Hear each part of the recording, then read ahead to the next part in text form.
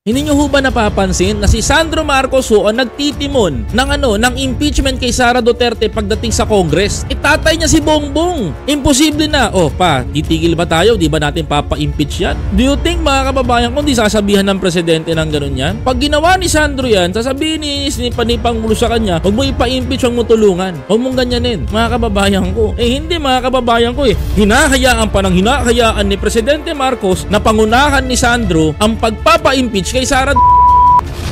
So ngayon nyo sabihin mga kababayan ko na ayaw ni Pangulong Marcos mga kapatid na ipa-impeach si Sara. President Bongbong Marcos can say sa harap ng kamera na gusto niya ipa-impeach yan. Of course mga kababayan ko, iniingatan niya rin yung trust rating ng tao para hindi bumagsak ang pag-trust rating niya na kahit na gusto niya rin ipa-impeach yung kalaban niya.